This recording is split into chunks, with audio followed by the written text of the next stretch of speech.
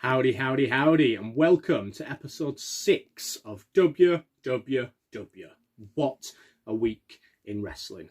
News, reviews, bit of stats from my fantasy wrestling league that I run, and a collector's corner featuring some custom bits for things I'm hopefully going to make, a new release, and a signed Hall of Fame figure this week. Okay, let's kick off with the news. It's been a tragic week in the wrestling world this week. Two wrestlers' deaths that people are having to cope with. First one being Shad Gaspard, former member of WWE and former member of Tag Team Crime Time. They were fun. They were really fun to watch. Had a bit of a stable with John Cena at one point, which was incredibly fun to watch. He was partners with JTG. Just a really fun tag team, and I've said it a few times, but a really fun tag team. I was always a bit confused on why Shad had left the WWE. I wasn't big on searching on the internet at that point, and I don't think I've ever even researched it.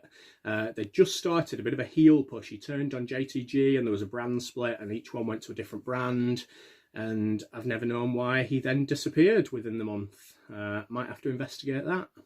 The other one being Hana Kimura, a wrestler from the Stardom promotion in Japan. She was also a star of a Netflix reality series called Terrace House. I don't know anything of Hana Kimura myself. She's a very well respected young athlete in the wrestling world, it seems, by all the people that have come out and spoke about her. Speculation indicates that it's another one of those moments where we got to use the be kind slogan. It seems like some negative behaviour had some effect in her death, unfortunately. 4 times a year brand split has been announced. WWE need to make up their minds on this. Either get rid of the brand split completely, don't have any rules, but stop introducing new rules. So wrestlers are allowed to appear 4 times a year on different brands, which is why Baron Corbin appeared on this week's Raw. They followed that up immediately with somebody, which we'll talk about later, completely changing brands on Smackdown. So within a few days of announcing this, it was already broken. They just need to make up their minds. It's not fun when they keep making up these rules. Just don't have them, or just don't have a brand split. Caleb Conley and Zane Riley wrestled on the Indies for quite a few years as The Revolt. Obviously, that's the new name of The Revival at the moment, or they're trying to make it. So they've launched a trademark to try and stop the former Revival from using that. Revival are also being hit by WWE cease and desists at the moment, so they're not having a good time over the past few weeks. It'll be interesting to see where it leads, whether they'll have a new name. We'll see. Kurt Angle is appearing on next week's NXT as an enforcer, referee, something like that, in the Timothy Thatcher-Matt Riddle match. I guess his furlough's over. Back on full pay, Kurt. Good stuff. Dark Side of the Ring this week focused on the Owen Hart tragic incidents from 1999's pay-per-view Over the Edge. I didn't know quite how much that had affected me until this week. I was really nervous building up to watching it. I kind of didn't want to watch it, even though I really did. I remember the pay-per-view, I was watching it. I'd stayed up and I was watching it in my room, and I ran into my mum and dad's room and just started going, Owen Hart's dead, and they said, oh, it's in the storyline, and obviously it wasn't. I think it's opened a lot of people's eyes, this episode, to the incident in a different light.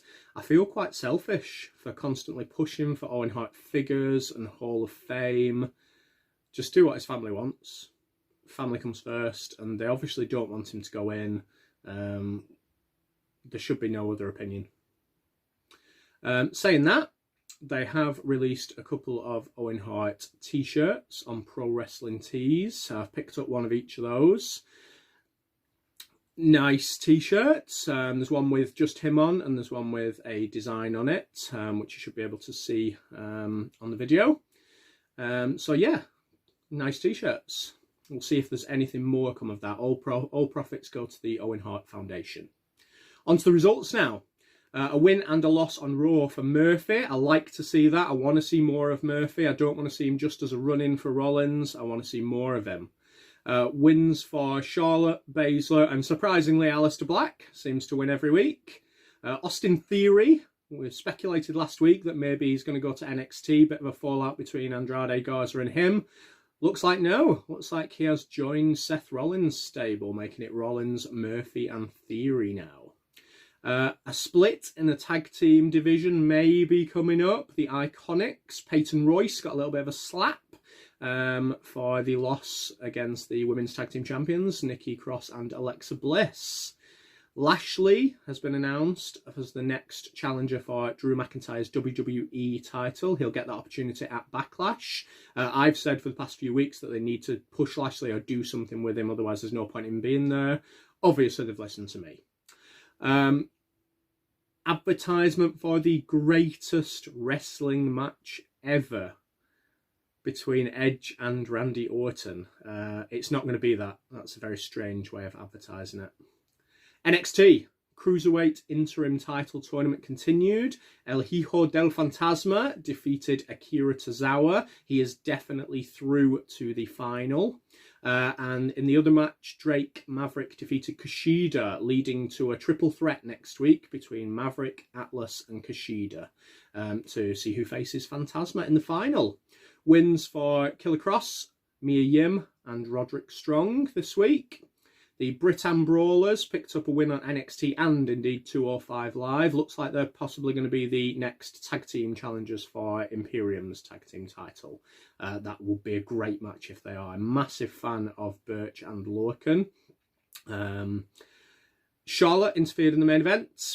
Io Shirai versus Rhea Ripley didn't have a clear winner. It's set it up nicely for In Your House because the triple threat match will be for the NXT women's title. And there's also Ciampa versus Cross. Lovely to see Cross being built against somebody really good really early. That's how they need to build him. Smackdown. AJ Styles is officially on the Smackdown roster now.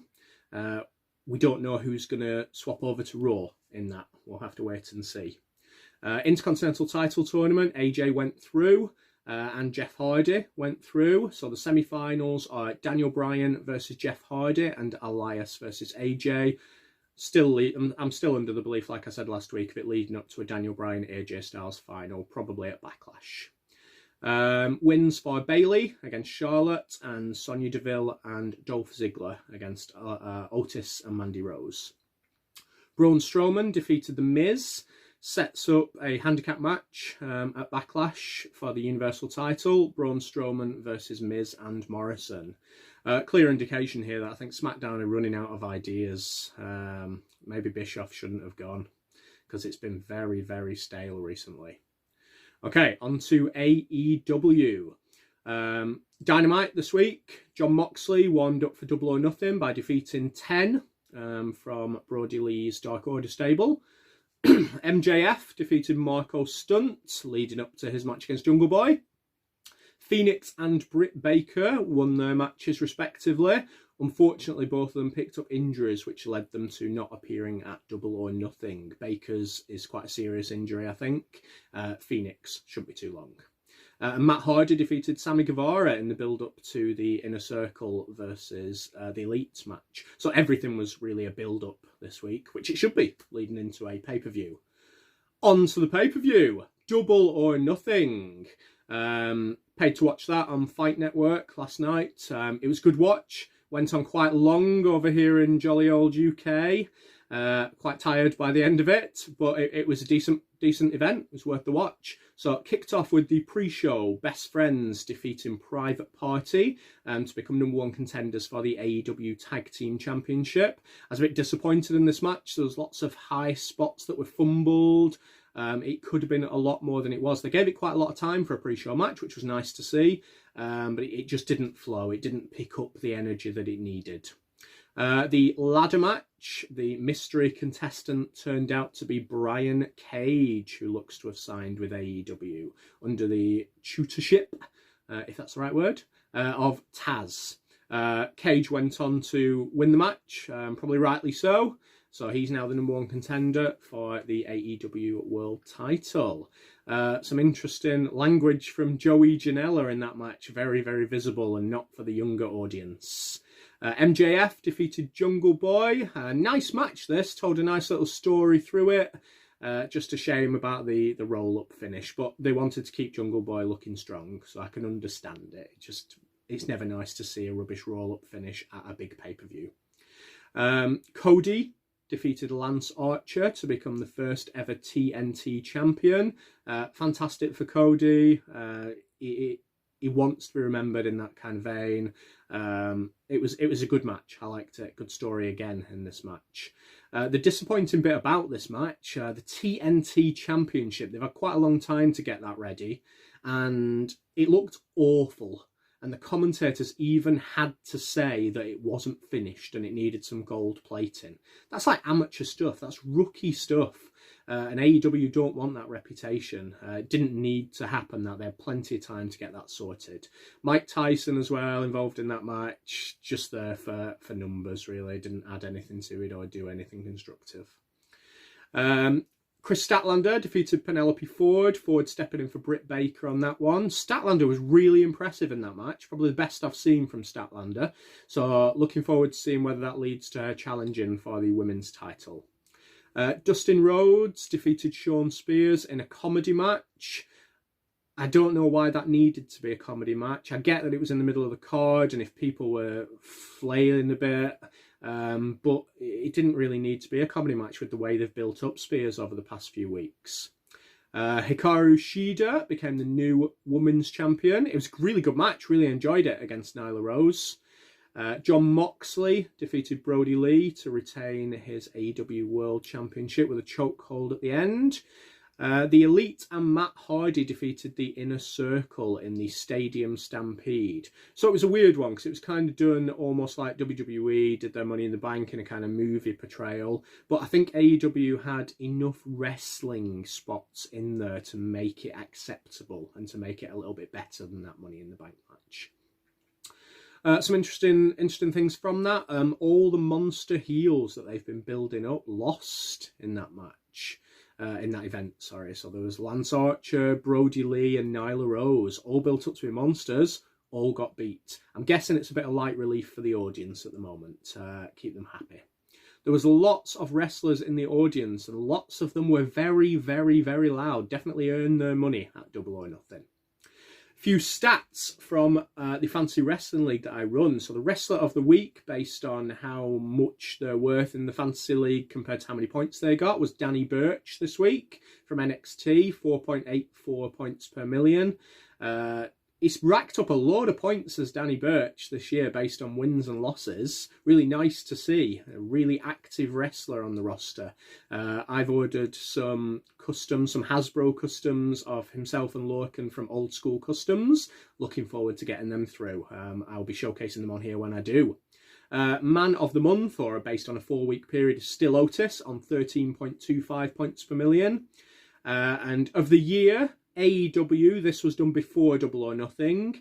Sammy Guevara, Cody and Lance Archer all took the top spot. Obviously Cody will have taken it over now himself. And Aleister Black still led in the WWE with the most points per million. A couple of competitions that we've got. We had a last man standing competition, which has been over 3 different pay-per-views. We have a winner of that I will announce this week. And we had a draw in our Double or Nothing predictions. So we'll have to see who gets the most points this week for who wins that. Collector's Corner. We've got a nice little job lot that I've bought, which will be going on my eBay very shortly. As you can see, some nice figures in there. There's Elite Hulk Hogan, an Elite Defining Moment Sting, Elite Seth Rollins, a few belts. That'll be a nice lot. Some custom bits that I'm hopefully gonna get myself in gear and make some customs. So I've got 4 fresh heads, 3D printed heads. The Young Stallions, Jim Powers and Paul Roma, and the Beverly Brothers, Bo and Blake. I've made a Paul Roma body, but that's about as far as I've got so far. But some little customs to enhance mine. But a Harley Race cape and crown set. That's actually to go with a Haku that I'm making because he used the same ones. A Demolition Smash, which I'm going to turn the head into a Crusher Khrushchev to go with my Nikita Koloff and Ivan Koloff customs. We've got a new figure, brand new, starting to come out in the USA now. Managed to pick one up. Oh yeah! Otis figure. Lovely figure. Very, very heavy figure. And finally, there is a signed Hall of Fame Godfather figure, as you can see here. Charles Wright has signed it, even put Hall of Fame 2016 on it. Lovely thing to own for my collection. That is everything this week. Double or Nothing Fallout. Good show. We will see you next week on WWW. What a week in wrestling. See you later.